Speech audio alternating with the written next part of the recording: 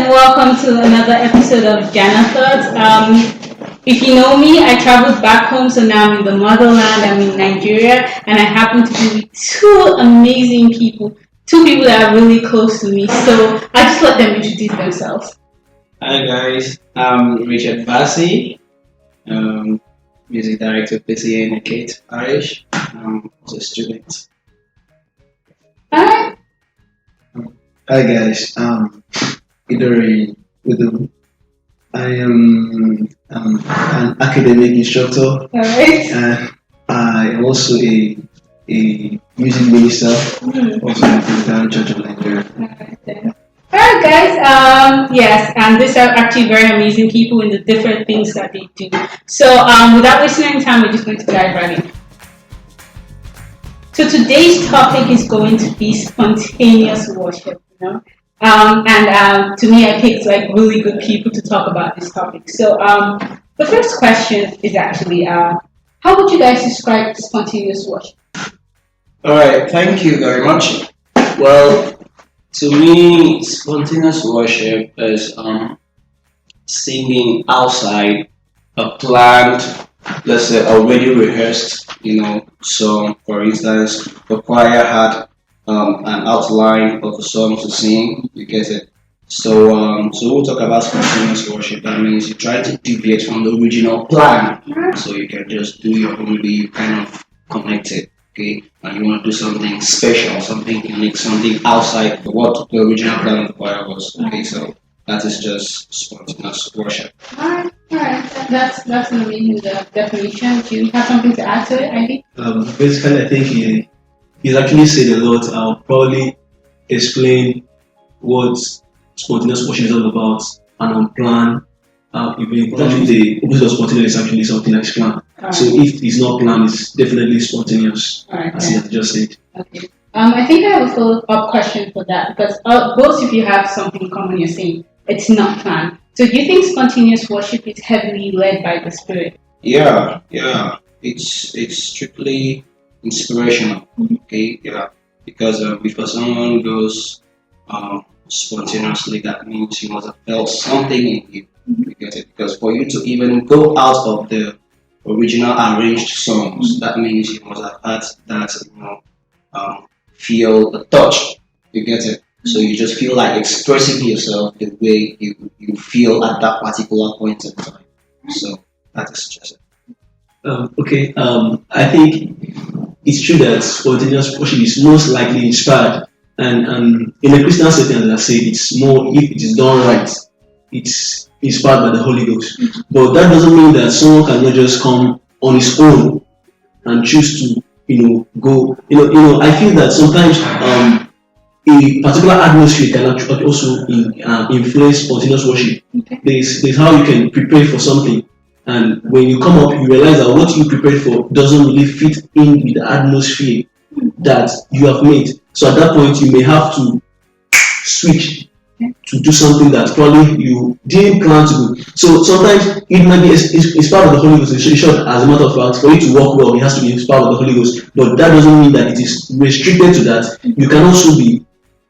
There are so many things that can affect, that can lead to worshiping spontaneously. So there are also other factors as far as I'm concerned. Right. That makes a lot of sense. So if I'm getting you, mean sometimes the atmosphere can drive spontaneous worship. Alright then. So do you think it's important to be spontaneous with your worship? If you don't think so, I'd like to know why. Well, I like to say it's actually important. It's very important to be spontaneous with our worship. That's not to trivialize on the how important it is also for you to create your worship. But even with that, it's also good that you should be spontaneous because as we all say, especially when we talk about Christian kind of worship, we are worshiping a living God, a God that is not rigid, a God that can choose to move in a different way. So in as much as we have plans, we must realize that this worship is not really about us, it's about God. So if I come up on the stage and I'm not spontaneous, that's I refuse to be very flexible enough to allow the Holy Spirit to inspire me, then I may end up doing things that only edifies myself but doesn't really give glory to God. In short, in spontaneous worship, it's actually if it's done right, it's actually when the Holy Spirit inspires you. And He inspires you because He knows what He would love you to do at the moment. So if you are not someone that is able to adjust yourself and probably yield to the direction of the Holy Spirit, you may end up having a good position, but you're not doing the right thing that gives glory to God. So to me, I feel it's very important to have spontaneous worship as long as it is guided by the Holy Spirit and you are led to do that. It is important to be spontaneous when worshiping, but it is not necessary. Now, what I'm saying is important. If you're led by the Holy Spirit to be spontaneous, then you're very much free to be spontaneous in your worship. But if you're not led by the Holy Spirit, please don't attempt it, because you may end up maybe disgracing yourself or misleading the congregation. So whenever you're leading in a worship, have it in mind that you're not ministering to just yourself. Okay, you're trying to lead people to worshiping. So if you're led by the Holy Spirit, you can go spontaneously. But if you're not, please just do your rehearsed worship the way you rehearse with your choir. Just present it the way it is, and God will still receive His glory. Actually, that's true. Both of you made amazing points, so thank you for that. How does it feel when you go spontaneous with your worship? Wow. Well, from experience, personally, it feels great. You can imagine, you see yourself singing in the process of singing in a church or in a gathering, singing, and you feel that function in you. Get it? There's a drive like electric shock comes into you, and before you know it, you are elevated. You see yourself doing the things you originally never planned to do. You get it? Yes. So it feels great. It feels awesome, unique. I lack words to explain how it feels. Oh, all right. All right. Coming up with what you just said, so this question is for Ivy. So do you think with the way you feel, the congregation feels the same way? Except it doesn't make you feel good, spontaneous worship. Okay, I think that actually spontaneous worship, when it comes up, or when you are led to go spontaneous in your worship, it's actually a nice feeling, because I think from probably experience, there are actually two things that you could be led to do when you are when you're going spontaneous. Now, it's either you are worshiping God or you are giving a message to the people. You understand? Right. So, coming to what we're saying, do you think that people out there feel the same way? I feel that depending, if God is actually giving a message to the people through a worship, definitely is going to really affect the life of the people better than what you would have planned, because it is actually a message from the Father. So whenever you are going, maybe you are being prompted to go spontaneous, it's either God is actually trying to pass the message, or as a music minister, God wants you to minister over the life of people with the song. So definitely it's going to have great impact on the life of people. So I think definitely spontaneous worship also benefits the people that are being placed under your administration. So let's shift a little bit, right? Both of you are directors. Director, assistant director. So do you encourage the people that serve under you to be spontaneous about their worship? So basically what I'm really asking is, do you encourage your people to embrace spontaneity in their worship? Okay. Personally, I would say that I would encourage spontaneous worship among my music ministers, as long as it is led by the Holy Spirit, they are being inspired by the Holy Spirit. Because there's a reason why we do rehearsals, and we do rehearsals so that we can get everything together and put on a good presentation for the people. But then we do not leave out the fact that these things can happen, you can actually be taken away. But the same thing, I want to believe that Bible says that God is not an author of confusion. So even when He is trying to inspire you, probably He's not really going to inspire you in such a way that you just mislead people and all that. So even when God is inspiring you to do something, He's going to probably inspire you within what can still be a blessing and what will still be useful to the people. and what will not really disrupt the original arrangement. So to me, I encourage people to go spontaneous, but then you have to be careful that it's not just you trying to express yourself and show yourself, or trying to rectify yourself, or trying to please the people and all that, but it's really inspired by God, because the many things can go wrong. You can try to do spontaneous, and at the end of the day, you end up disrupting the flow of the nation. Because when spontaneous, you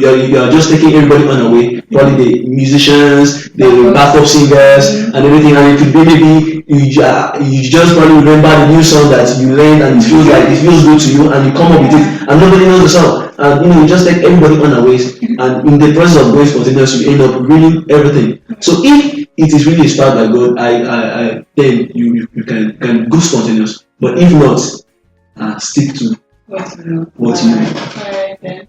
Director? Alright, encouraging my choristers to go spontaneous worship. Well, it depends. Yeah, it depends, because you have to consider so many factors. Honestly, you just have to consider so many factors. You have to consider the instrumentalist. You have to consider the backup singers, people backing it up. The person you have actually saddled with the responsibility to lead at that particular point in time. You have to consider, probably know whether this person can handle a spontaneous, session of worship. You get it? So before I tell you that you can go ahead and, freestyle, you get it, express yourself, I'll be sure about that. So if I'm certain of all that, fine, no problem. Because at the process of worshiping, if I'm the one worshiping, I know most times God ministers to me, and I can just, deviate from the original planned, worship. You get it? Yeah. So it is good to encourage people to, be spontaneous in their worship. But as the leader, you must, try to streamline certain things. Okay? Yeah. So I have to probably stand by the side, put everything on check, just so that if the person maybe goes outrageous, you get it, and you can just signal the instrumentalist to maybe follow up, or there's a particular way the music will be played, and the person will now realize that he or she has actually deviated completely. Okay, because some of us, some worshippers, they like going spontaneous, but they overdo it. True. Yeah. So once you overdo it, that means the congregation may what's happening? You understand? You get it? Yeah. So it's good to encourage. I'll always encourage, but I'll just have to check. I have to be available to make sure that everything goes smoothly. Alright then. Alright guys, thank you so much for being here. Our time is very much fast spent, and now you see why I picked them to be on the show. So before we round up, do you have something to say to round this all up? Alright, I just want to encourage each and every one of us to try and be spontaneous in our worship, honestly, because whenever we go spontaneous, the experience I've always been having in my church, whenever we go spontaneous, we always feel the presence of God. Personally, I always feel the presence of God, and there is always a conviction within me that God is actually here. Yeah. So spontaneous worship for those of us, or for the rest of us that have always been discouraging our choristers not to go spontaneously during worship session, please try as much as possible to be encouraging them, so that they also know how to do it like you. Yeah, because there's always the first time to everything. Allow them to express themselves. Very, very important. Okay, don't allow anybody to lead in a session of worship with fear. Okay, let the person express his or herself, and the spirit of love will definitely. So that's it.